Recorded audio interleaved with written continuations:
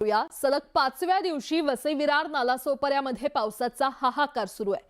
निचऱ्या अभावी शहरात साचलेलं पाणी आता नागरिकांच्या डोळ्यातून वाहू लागलंय। का तर वीज नाहीये, अन्न नाहीये, प्यायला पाणी देखील नाहीये। प्रशासनाचं अक्षम्य दुर्लक्ष अशा अवस्थेत राहणारे हे नागरिक आम्ही जिवंत तरी आहोत का असा सवाल विचारतायत। पाहूयात।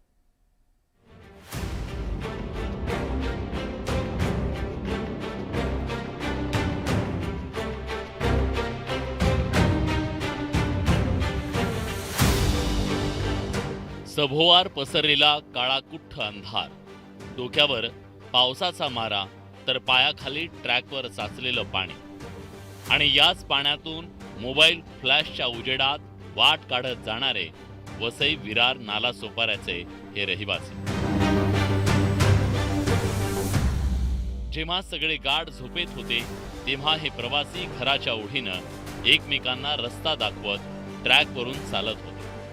मध्यरात्री साधारण 2 वाजेपर्यंत हे प्रवासी वसई ते विरार दरम्यान रेल्वे ट्रॅकवरून चालत होते। मुरदाड व्यवस्थेचं अंगावर काटा आणणारं हे दृश्य गेल्या 2 दिवसांपासून वसई आणि नालासोपारा या रेल्वे स्थानकादरम्यान रुळांवर पावसाचं पाणी साचल्यानं लोकल वाहतूक पूर्णपणे ठप्प झाली। मंगळवारी सकाळी काही लोकल चालवल्या गेल्या, पण पावसाचा जोर पुन्हा वाढला, त्यामुळे वसई ते विरार आणि विरार ते वसई या दरम्यानची लोकल सेवा पूर्णपणे ठप्प झाली। सकाळी घराबाहेर पडलेले लोक जेव्हा घरी निघाले तेव्हा लोकल वसईपर्यंतच धावत होती, त्यामुळे वसईच्या पुढे राहणारे लोक अशा प्रकारे वसई स्टेशनला उतरून चालत आपल्या घरी निघाले। जी परिस्थिती रात्री होती तीच सकाळीही दिसून आली। रेल्वे रुळांवरचं पाणी कायम होतं, मात्र लोकल सेवा उशिरानं का होईना सुरू झालेली, पण स्टेशन पर्यंत जाणार कसं हा प्रश्न लोकांपुढे कायम होता, कारण शहरात साचलेलं पाणी जैसे थे होतं। एवढं कमरेपर्यंत स्टेशनला पाणी भरलंय। ऑफिसला जायचं कसं? मला तर आता 4 दिवस झालेत नुकतेच ऑफिसला लागून। ऑफिसवरून कॉल येत आहेत की ये बाबा ये। आता एवढ्या पाणी भरलंय, त्यात कसं जाणार माणूस ऑफिसला? तुम्ही सांगा काय सर, एवढं पाणी भरलंय। आता ते ऑफिसवाले मला जर काढलं उद्या कामावरून तर ह्याचा जिम्मेदार कोण राहणार? हे व्हीव्हीएमसी वाले। वसई, विरार, नालासोपारा या तिन्ही उपनगरांमध्ये मंगळवारी सकाळीही पावसानं साचलेलं पाणी तसंच असल्याचं दिसून आलं। पाण्याचा कोणत्याही प्रकारे निचरा झालेला नव्हता। गेल्या 3 दिवसात झालेल्या अतिवृष्टीनं वसई विरार शहरात अक्षरशः हाहाकार माजवला। मुसळधार पावसानं शहरातील अनेक भाग जलमय झाले। सुरुवातीला गुडघाभर असलेलं पाणी काही तासात कमरेपर्यंत पोहोचलं आणि हजारो नागरिकांपुढे संकटांची मालिका सुरू झाली। सलग 4थ्या दिवशीही त्यांना दिलासा मिळाला। सरकार झोपलंय का? अरे काहीतरी करा आमच्यासाठी। सगळं काय बंद तर आम्ही जगायचो कसं?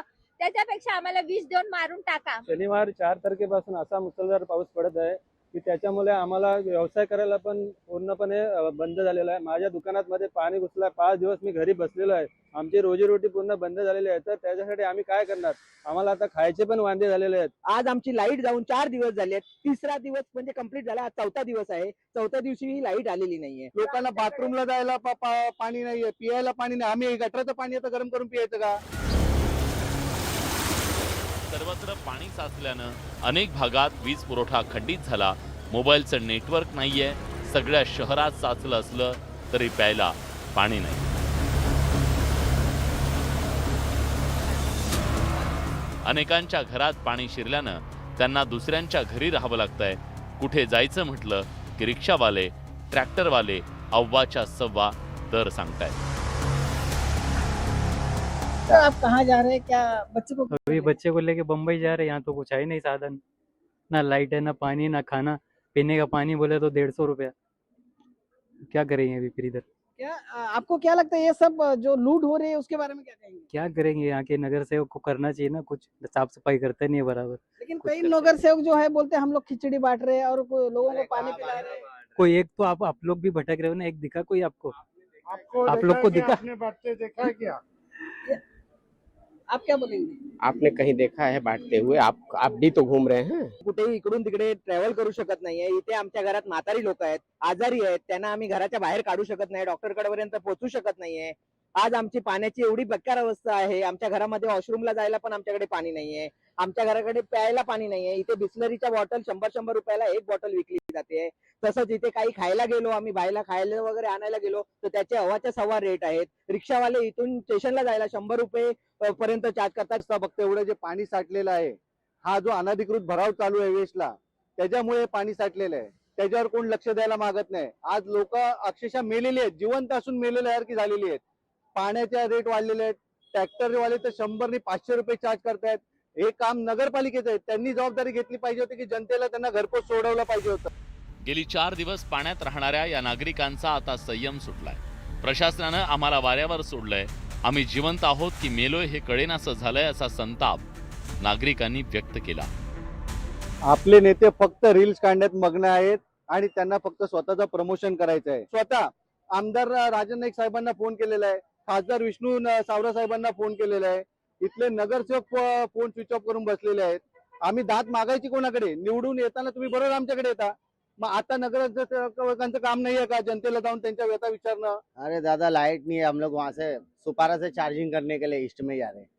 या ऐसा 5 दिन हो गया, थोड़ा बहुत तो लाइट चालू करना चाहिए. पब्लिक कैसा रहेगी? खाने को पानी नहीं, पीने को पानी नहीं, खाना नहीं, क्या करेगा इंसान? जाएगा मजबूरी में क्या खाने लगता है आपको?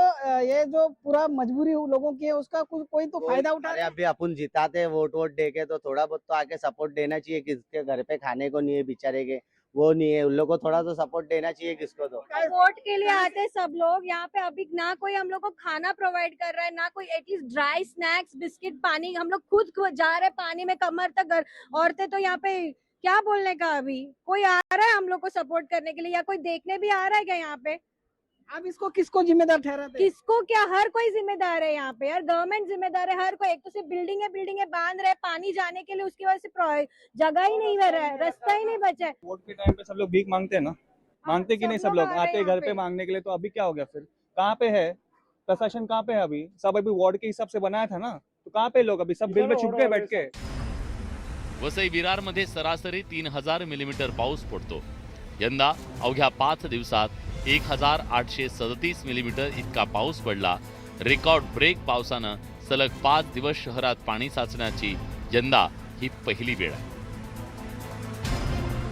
दुसरीकडे आरक्षित भूखंडावरचं अतिक्रमण, अर्धवट राहिलेली नाले सफाई यामुळे पाण्याचा निचरा होणं मुश्किल झालंय.